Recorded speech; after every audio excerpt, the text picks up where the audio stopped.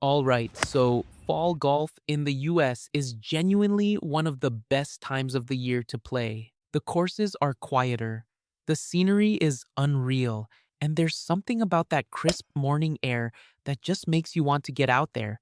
But that same crisp air, it is quietly wrecking your game, and I got kind of obsessed with figuring out exactly why.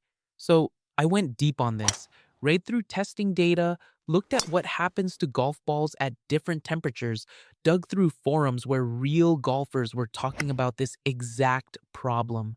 And what I found honestly changed how I think about the game in fall completely. So let's get into it. Okay, so here's the thing that most people just don't realize. A golf ball is not a rigid object. The core of that ball is made of rubber-based material, and rubber is sensitive to temperature, like really sensitive. When it's warm out, that core stays nice and elastic. It compresses when you hit it, stores energy, and then releases that energy back through the ball. That's what gives you distance. But the moment temperatures start dropping, that core starts to firm up, gets stiffer, less responsive, and when you make contact, it's not compressing the way it should. You're basically hitting something closer to a rock than a rubber ball. Think about it like a cold rubber band versus a warm one. Pull a rubber band out of the freezer and try to snap it. Barely moves, but leave one in a warm room and it just flies. That's literally what's going on with your golf ball every single time you tee it up on a 48-degree October morning in the Midwest or up in the Northeast. And here's where it gets worse. Most recreational golfers in the US are already kind of on the lower end of swing speed for the ball they're using. So, in summer, it's borderline. In fall, when you add cold temps on top of that, that ball is just not performing the way it was built to perform. Period. All right, so let's break down compression real quick. Because I feel like it's one of those terms that gets thrown around a lot but never really explained in a way that actually sticks. Compression is basically just a measurement of how much the golf ball deforms when you strike it. The scale usually runs from somewhere around 30 all the way up past 100. Low compression, think anything under about 70, means the ball is softer. It doesn't take much force to compress it properly, so even if your swing speed isn't elite, and even if conditions aren't perfect, that ball is still doing its job at impact. High compression balls are the opposite. They need speed, they need force, they need everything to be working in their favor to compress correctly and give you what they're designed to give you. In warm weather, high compression balls are great for the right player. You get better distance, tighter ball flight, more control if you've got the swing speed to match. But in the cold, those same balls just sit there like a brick, and your distance craters. A low compression ball in the fall isn't a downgrade, it's actually the smarter choice because it's still compressing, still reacting the way a golf ball should at impact, even when the temperature is fighting against you. That's the whole point. I know what some of you are thinking, like, come on, how much distance can temperature really be taking away? So here's what the data actually shows. For roughly every 10-degree drop in temperature, you're looking at somewhere between 1.5 and 2 yards of distance loss per shot. Now do the math on that real quick. If you're playing in 50-degree weather instead of the 80-degree rounds you were playing in July, that's a 30-degree difference. That could be 5 or 6 yards gone on every shot, just from temperature, and that's assuming your ball is still performing optimally, which, if you're using a high compression ball in those conditions, it's not. So now you've got distance loss from the cold air, and you've got additional distance loss because your ball isn't compressing properly. They stack on top of each other. That approach shot you're used to hitting a comfortable 8 iron, now you're standing there between clubs, or coming up short, and genuinely confused about why.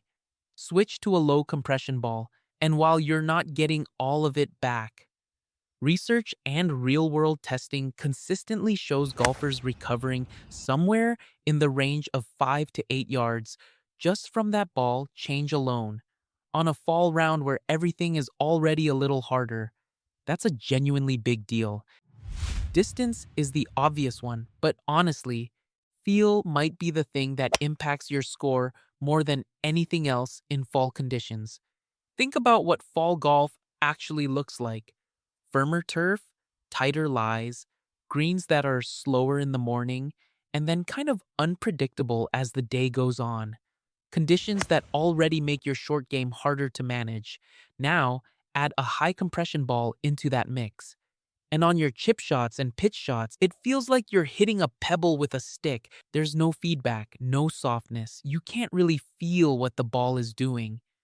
Low compression balls in those same conditions, they give you that responsiveness back, that sensation through the club where you actually feel the contact and can judge it.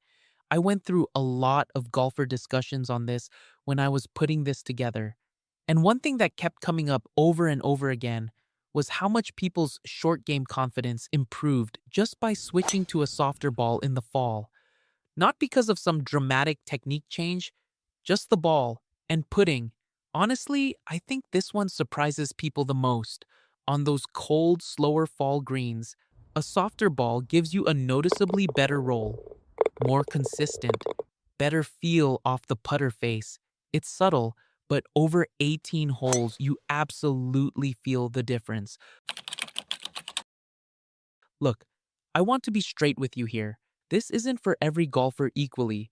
If you're out here swinging at 115 miles per hour, you've got enough raw speed that cold weather affects you less because you're compressing any ball pretty aggressively, regardless of conditions.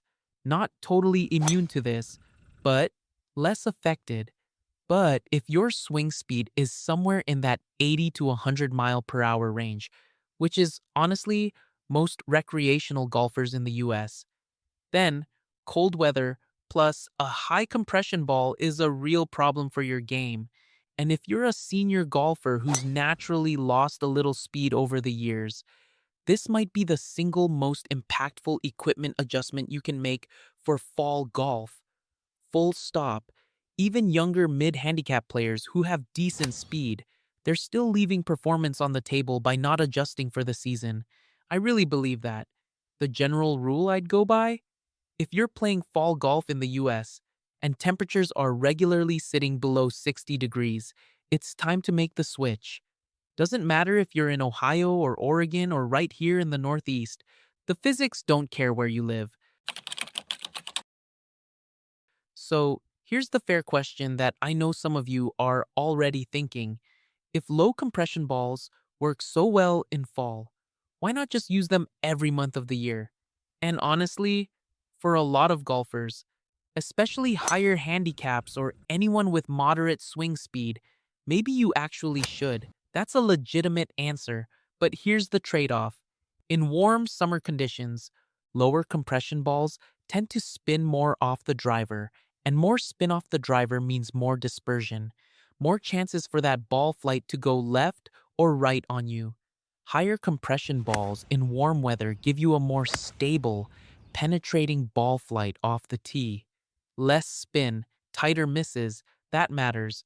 So the ideal setup for most US golfers, especially if you're somewhere with real seasonal temperature swings like the Midwest, Northeast, or Mid-Atlantic, is basically treating it like a two-ball rotation: a firmer ball for summer, a softer, lower compression ball for fall and early spring. It's really not that different from switching to winter tires on your car. You're not saying summer tires are bad, you're just acknowledging that they're not built for what you're about to put them through. Same logic, same idea, just golf.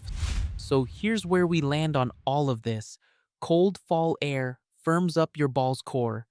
A firmer core doesn't compress right at impact. That means you're losing energy, losing distance, losing feel, and probably losing a little bit of confidence along the way too. Low compression balls fix that. They compress properly even when conditions and swing speeds aren't perfect. And for the average golfer playing fall rounds in cooler US temperatures, the difference is real. We're talking better feel around the greens, more consistent putting, and potentially 5 to 8 yards of distance coming back just from this one simple change. You don't need new clubs. You don't need to rebuild your swing before the next round. You just need the right ball for what fall actually is. That's it. Genuinely that simple. If this helped you out at all, drop a like on the video. It really does make a difference for the channel. And if you've already been playing a softer ball in the fall and noticed a difference, I want to hear about it down in the comments. What did you switch to, and when did you start noticing it? See you in the next one.